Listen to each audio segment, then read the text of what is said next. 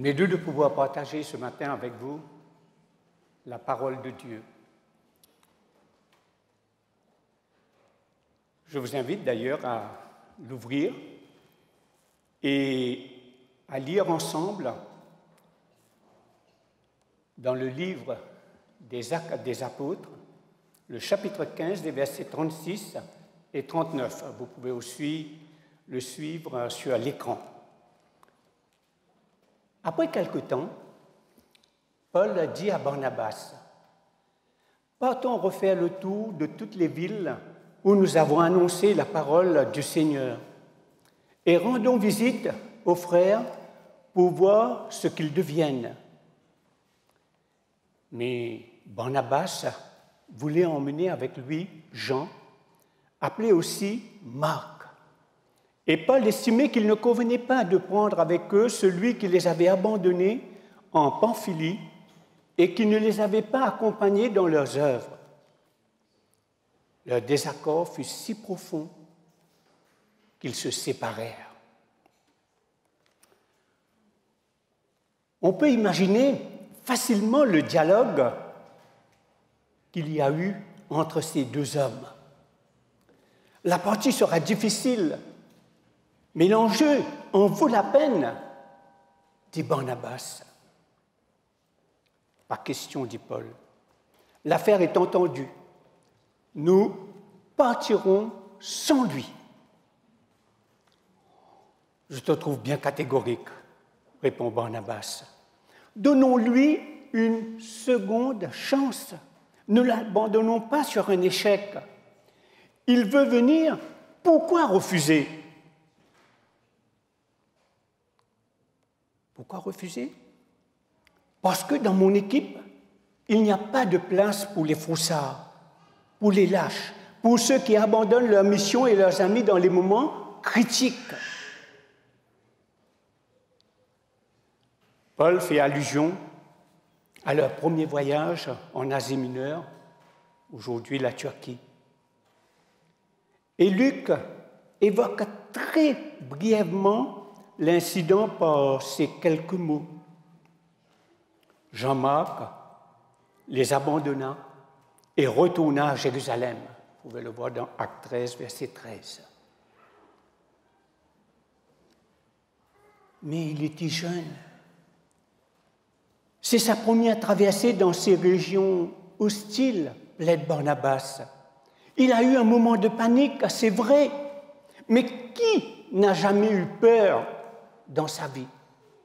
Qui? Depuis, tu vois bien, il s'est bien repris. Nous en avons la preuve quand maintenant, il veut tout simplement réintégrer l'équipe.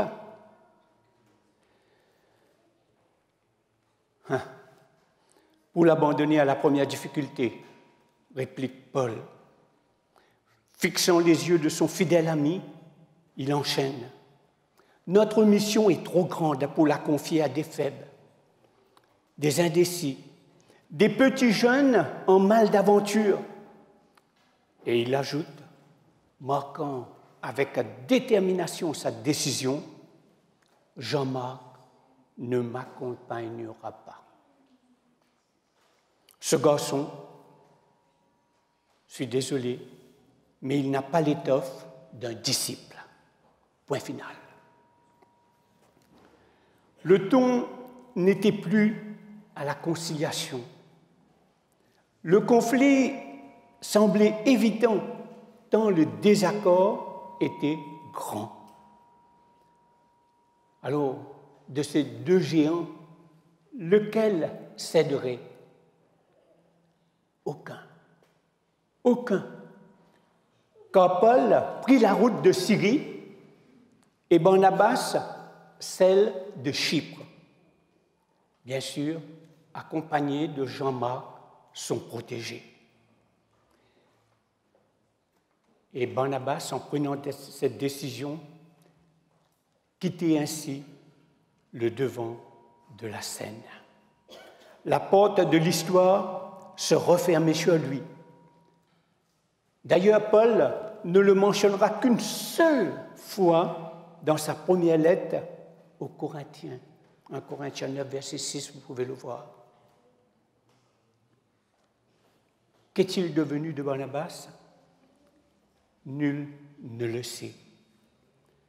La vérité est qu'en se séparant de Paul, Barnabas entrait dans une sorte d'anonymat.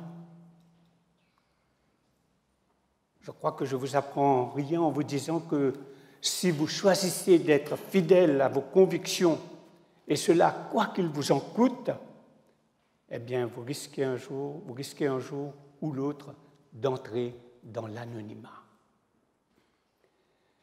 Perspective insoutenable pour celui qui confond réussite avec célébrité. Ce n'est pas envisageable que personne ne parle plus de moi. Quoi de pire pour celui qui veut marquer son temps?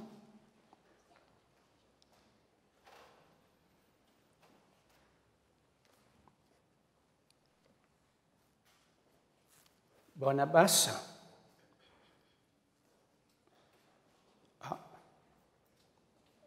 tu peux faire avancer? Voilà, merci. Barnabas disparaissait de la grande scène de l'histoire pour un jeune homme encore fragile, mais à qui il voulait tout simplement offrir une seconde chance. Alors la question se pose, le jeu en valait-il la chandelle? A-t-il eu tort ou raison? Pourquoi s'est-il ainsi obstiné? Mais qui est Barnabas? Son vrai nom est Joseph. C'est les premiers chrétiens qui lui donnèrent ce nom, Barnabas, parce que tout simplement, Barnabas signifie « fils de l'encouragement ». Et nous savons toujours par Luc qu'il était lévite, originaire de Chypre, et que sa générosité était connue de tous, puisqu'il vendit un champ qu'il possédait et apporta tout l'argent et le déposa aux pieds des apôtres. Et puis, lorsque le bouillant Paul se convertit, c'est Barnabas qui l'introduit dans la communauté de Jérusalem. Il va même se porter garant pour lui. Et lorsque, quelque temps après, Paul le prend, il va prendre le futur missionnaire, c'est-à-dire Jean-Marc, sous sa responsabilité. Non, pardon, c'est Barnabas qui prend Paul sous sa responsabilité, part avec lui en tournée en Asie mineure. À partir de ces informations, on pourrait dire que Barnabas porte bien son nom, fils de l'encouragement. Il s'intéresse aux autres, les valorise, leur fait confiance et même il sait discerner leur avenir. Barnabas est de ceux qui estiment qu'on doit accorder à chacun sa chance et même une deuxième chance. Il est non seulement un bon chef, un ami de qualité, mais surtout il est un véritable éducateur. Alors, et Paul? Paul dans tout cela, le jeune Paul, j'entends, celui de la première heure, le missionnaire débutant, il est un homme d'action. Il fixe ses plans, fixe ses objectifs, recherche l'efficacité. Et pour lui, en tous les cas à cette époque, alors qu'il était encore jeune, l'individu est placé au second rang. Il faut évangéliser coûte que coûte, peu importe les risques. Chacun doit se soumettre à cet impératif.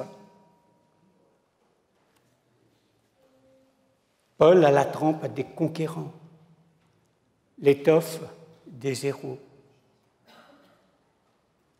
Alors, plutôt que de comprendre ce conflit comme une lutte pour le pouvoir, j'y vois deux personnalités. Deux personnalités qui n'ont pas le même sens des priorités. C'est vrai, ils partagent le même objectif, mais pas de la même façon. Barnabas privilégie la personne, alors que Paul, la réalisation des grands objectifs. Il est l'homme de l'exploit. Et Barnabas, celui de la nouvelle chance. Parce qu'il croit. Il croit au jeune Jean-Marc. Et à cause de cela, il résiste à Paul.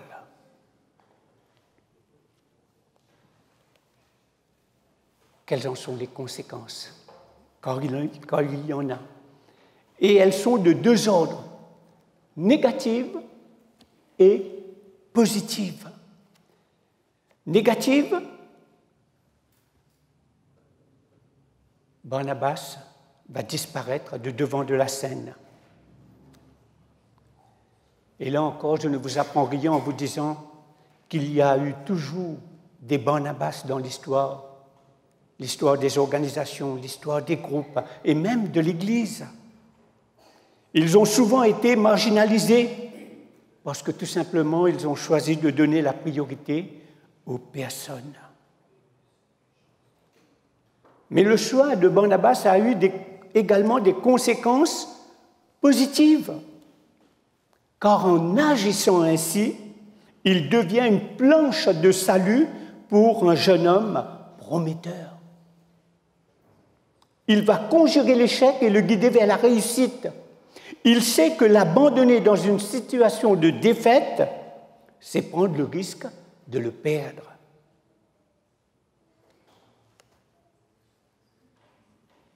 L'échec entraîne l'échec, écrit Anthony Robbins, qui poursuit par cette observation. Les gens qui sont malheureux et mènent une vie de chien ont souvent été si longtemps sans obtenir ce qu'ils désiraient qu'ils ne croient plus pouvoir atteindre un résultat recherché.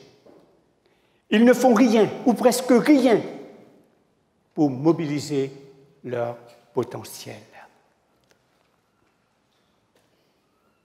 Dans le jeune homme, encore hésitant et manquant de courage,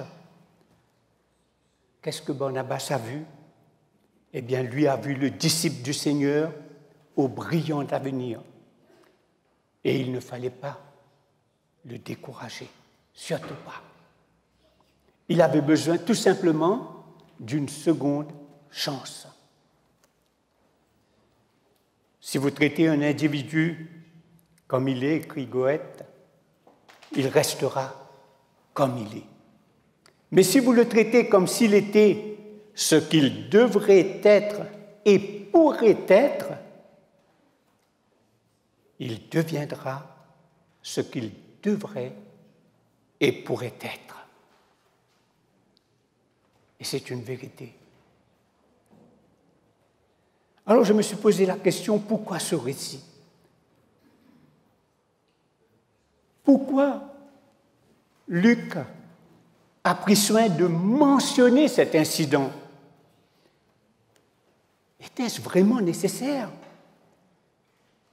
Paul, le champion, n'a pas le bon rôle. Luc aurait pu simplement écrire « Paul et Barnabas décidèrent de former deux équipes et chacun partit de leur côté ». Question d'efficacité. Et personne n'aurait cherché à en savoir plus. Personne. Quand sans prendre parti, l'auteur du livre des Actes, c'est-à-dire Luc, rend un vibrant hommage à Barnabas. C'est vrai, Paul était sans conteste le théologien, le docteur, le missionnaire que rien n'arrêtait. Mais Barnabas, lui, était l'éducateur, Luc, par cet épisode, nous donne un avertissement qu'on pourrait formuler ainsi.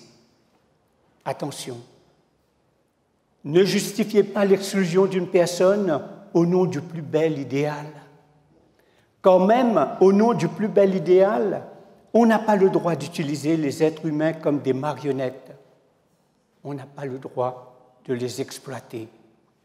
Le plus bel idéal peut servir bien souvent à des ambitions personnelles. Ça peut masquer des frustrations.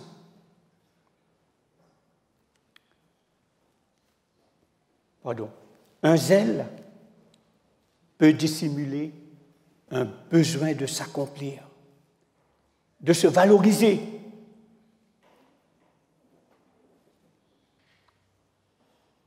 On connaît ça. Au nom de l'idéal, de la foi, si je suis intransigeant avec les autres, je dois absolument me demander si c'est vraiment ma foi que je sers.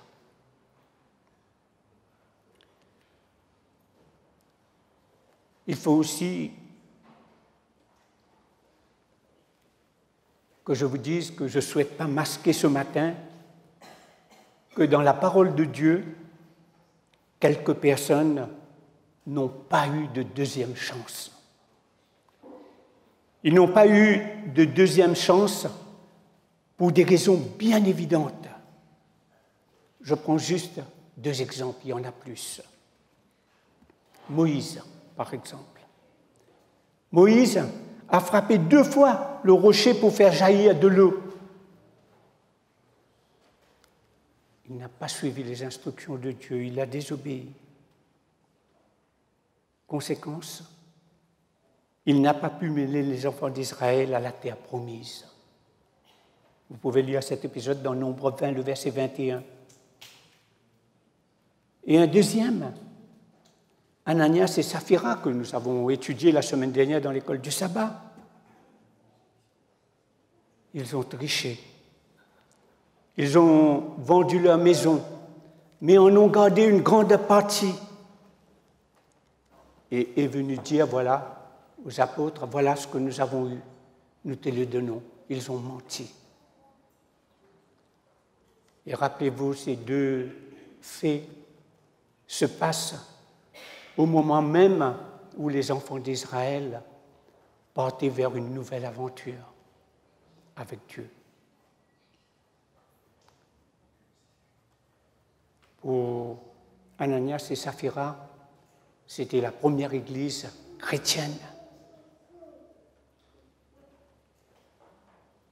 Mais retournons à Barnabas et Jean-Marc et sa deuxième chance.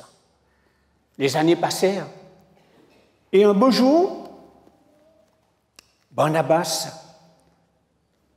eut la joie d'apprendre que ce protégé Jean-Marc devint le secrétaire de Pierre, l'auteur du premier évangile.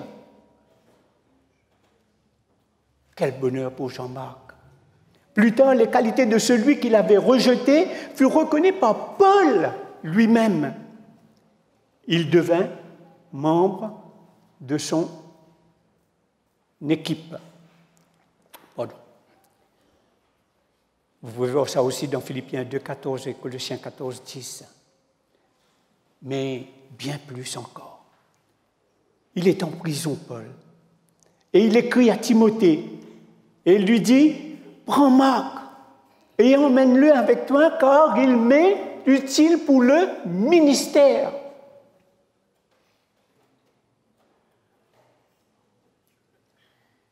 Jean-Marc, utile pour le ministère. Cette deuxième chance accordée par Barnabas était la bonne.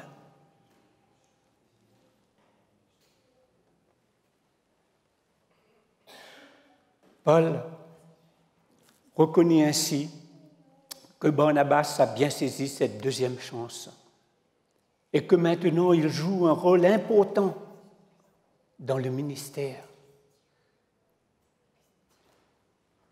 Un jour ou l'autre,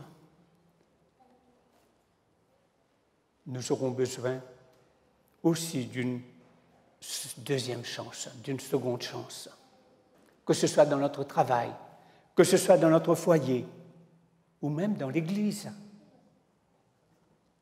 La question est tout simple. Y aura-t-il un Barnabas pour nous la donner? C'est important. Dieu, lui, est le champion de la deuxième chance, troisième, voire de la 10e chance si besoin est. Je vous invite à relire avec moi le texte que Carole vous a lu au début, avant la prédication, Jérémie 18, 1 à 6. Relisons-le ensemble, s'il vous plaît. L'Éternel parla à Jérémie en ces termes. « Va, rends-toi chez le potier, et là je te ferai entendre ma parole. » Je me rendis donc chez le potier qui était en train de travailler sur son tour. Mais le récipient qu'il façonnait avec l'argile ne fut pas réussi. Alors, le potier en refit un autre, comme il le jugea bon.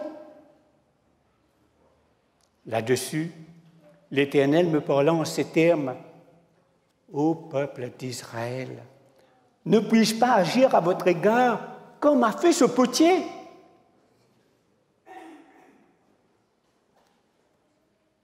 Vous êtes entre mes mains comme l'argile entre les mains du potier. »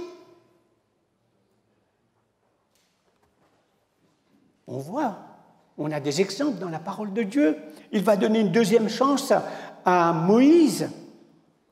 Il va donner une deuxième chance à David et bien d'autres. Et dans le Nouveau Testament, dans la Nouvelle Alliance, nous voyons Jésus, lui aussi, accorder une deuxième chance à Marie-Madeleine, à Zachée. Vous connaissez toutes ces histoires. À Pierre et même à Paul. Sa rencontre avec Jésus sur le sommet de Damas est une seconde chance pour lui. Le choix de Barnabas fut le bon. Il doit nous servir d'exemple dans nos relations avec nos proches. Il faut élargir cette application aux gens que nous côtoyons, à nos collègues de travail, mais surtout aux plus jeunes. Souvent, ils doutent d'eux-mêmes. Et un échec pour eux peut être dévastateur s'il n'est pas compensé par des paroles d'encouragement. Et croyez-moi ce matin, quelques mots prononcés avec sincérité, jamais ces jeunes ne les oublieront. Comme Barnabas, en face d'une personne, ne regardons pas ce qu'il est, à son apparence, mais plutôt à son devenir. Comme lui, plaçons la personne au centre de nos priorités. Le plus grand des projets ne mérite pas qu'on sacrifie l'avenir d'un seul être humain.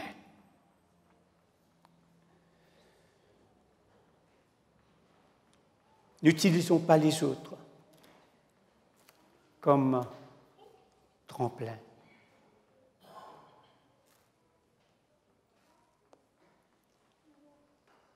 À nos propres ambitions, mais au contraire, soyons des tremplins pour eux. Pourquoi ne pas être également des avocats pour ceux qui n'ont pas de voix ou qui traversent une période difficile? Comme Barnabas, soyons pour tous ceux qui nous entourent des hommes et des femmes de la seconde chance. Un jour, la pousse fragile que l'on a protégée, eh bien, il deviendra un arbre magnifique, puissant et généreux, dont les branches s'élancent vers le ciel. C'est mon souhait pour vous, comme pour moi ce matin. Mais pour terminer, je voudrais vous lire ce poème. Je ne le commenterai pas. Il parle de lui-même. Ce poème de Ravi Zacharias sur la deuxième chance dans son livre, ce poème est tiré de son livre « L'homme peut-il vivre sans Dieu ?» Il s'est approché de mon bureau, les lèvres tremblantes, la leçon terminée. Auriez-vous une nouvelle feuille à me donner, maître? J'ai gâché celle-ci. J'ai pris sa feuille salie et tachée et lui en ai donné une autre, vierge et immaculée. À son cœur découragé, j'ai murmuré « Fais mieux, mon enfant, désormais. » Je me suis approché du trône, le cœur tremblant, la journée terminée. Aurais-tu une nouvelle journée à m'offrir, cher maître? J'ai gâché celle-ci.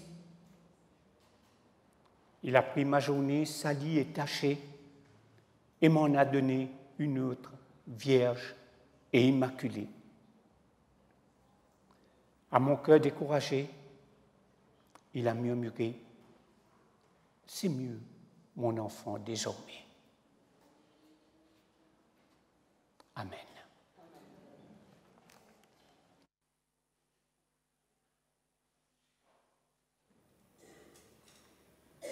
Luc nous a parlé de deuxième chance ce matin.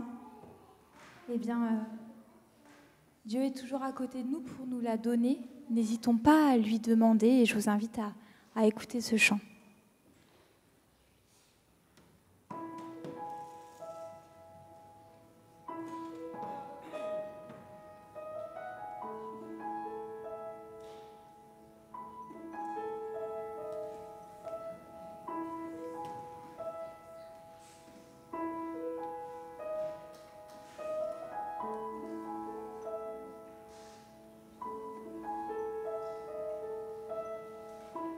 Je te prie et tu entends ma voix.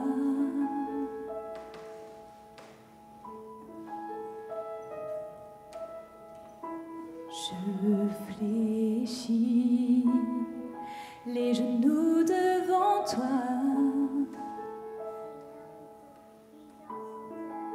J'ai besoin que tu traces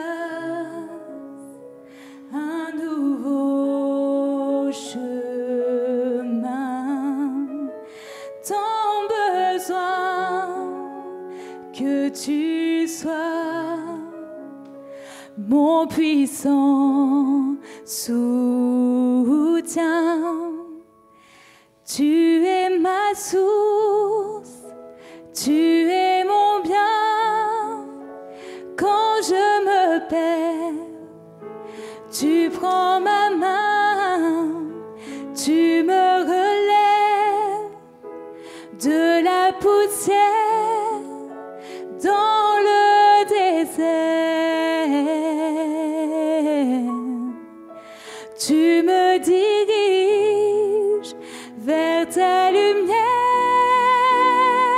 Seigneur. Tu es mon Père, tu restes Dieu dans mon désert.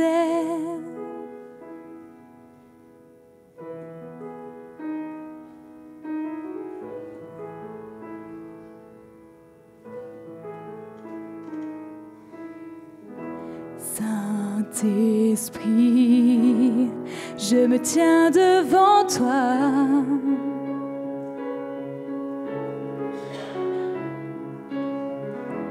À l'abri dans le creux de tes bras. J'ai besoin de ton feu qui me purifie. Tant besoin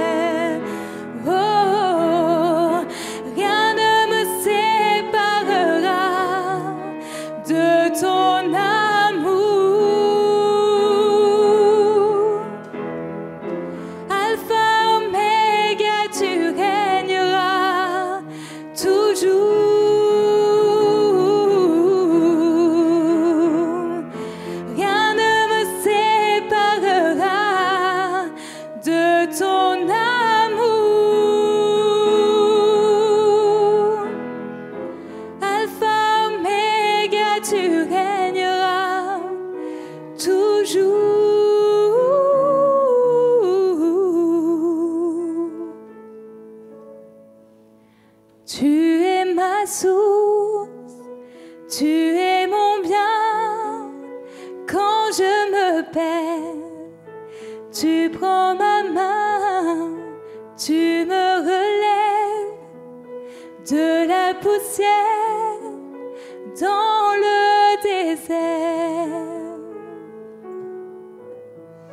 Tu me diriges vers ta lumière, Seigneur.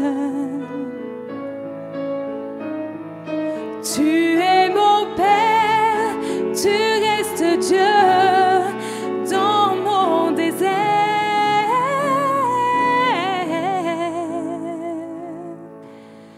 Tu es mon Père, tu restes Dieu